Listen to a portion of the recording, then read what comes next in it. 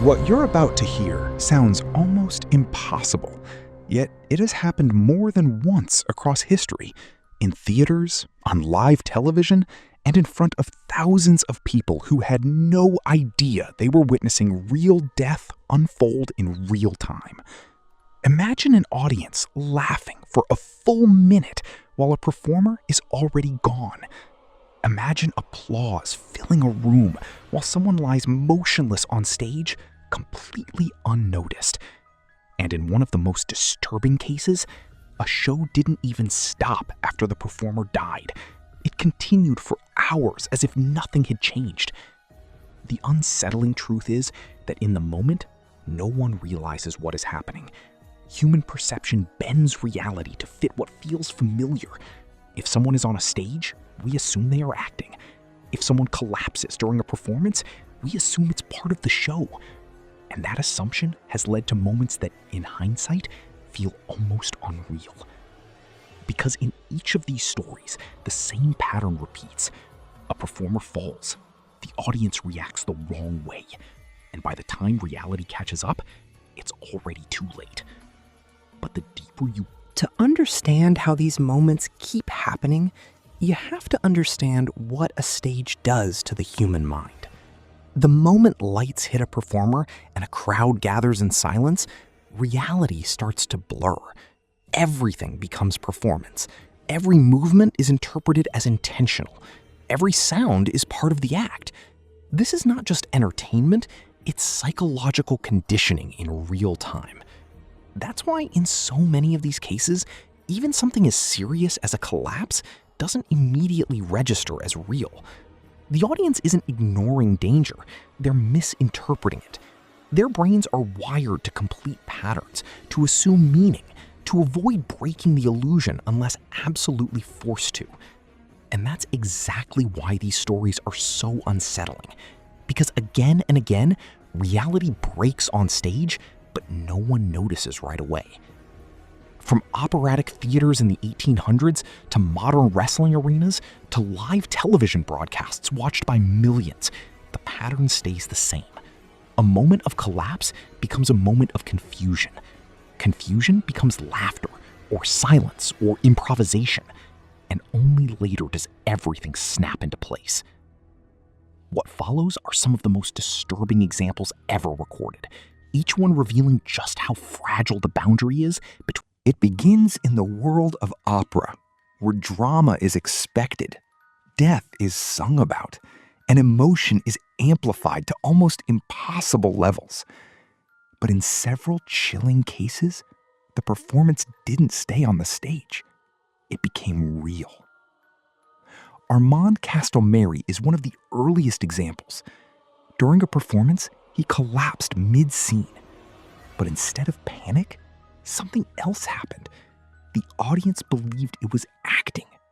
They applauded. They rewarded what they thought was a powerful, dramatic moment, completely unaware that the performer was no longer responding.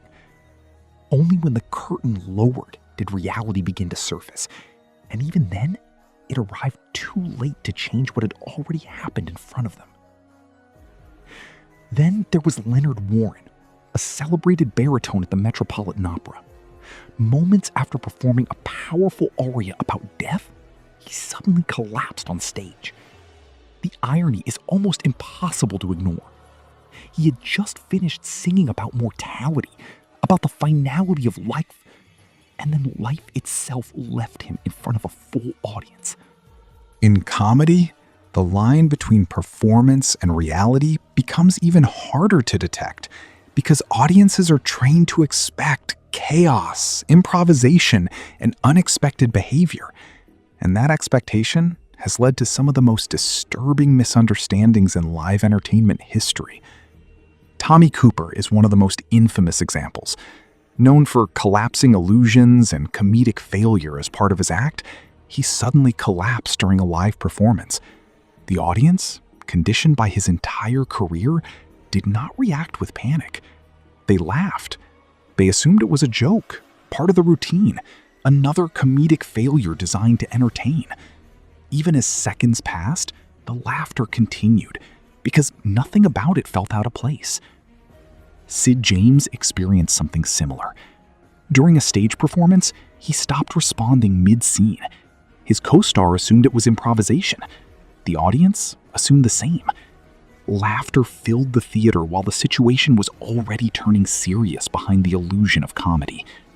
Only later did the realization set in that what they had witnessed was not part of the script at all. Then there's Dick Shawn, a performer whose collapse on stage was also met with delayed understanding. Even as efforts were made to assist him, some audience members believed it was still part of the performance. The idea that CPR could be happening while people were still laughing at the act creates one of the most uncomfortable contradictions in live entertainment history. What ties all of these... Television introduces a new layer of complexity because it removes physical distance. Now, thousands or even millions of viewers are watching events unfold in real time, without interruption, without confirmation, and without understanding what is truly happening behind the scenes. Gareth Jones experienced this in a 1958 live broadcast. While actors continued performing, he collapsed off camera. The production didn't stop.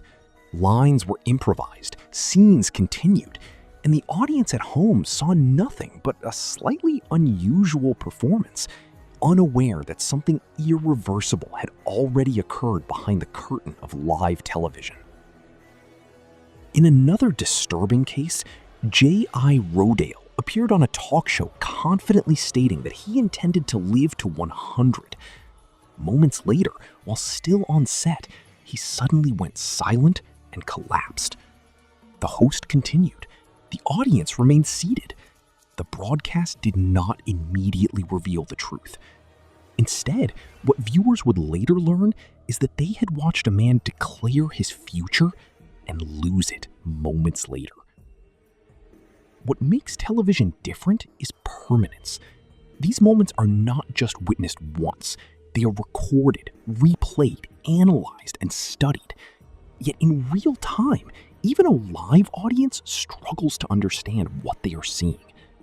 Some of the most dangerous moments happen when audiences are conditioned to believe that nothing real can go wrong. In these environments, even genuine tragedy is processed as illusion. Chung Ling-soo built his career around illusion, including a famous bullet-catching trick. The audience believed the performance was controlled, rehearsed, and safe.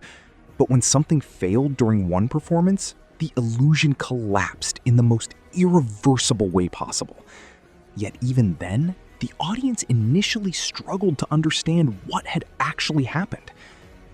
Owen Hart's case is even more disturbing because of what happened afterward. During a live wrestling event, he fell unexpectedly. The audience believed it was part of the performance structure. The show continued, matches went on, pyrotechnics fired, the crowd cheered, and only much later did the full reality become clear. A man had died, and yet the performance continued around that fact as if nothing had changed.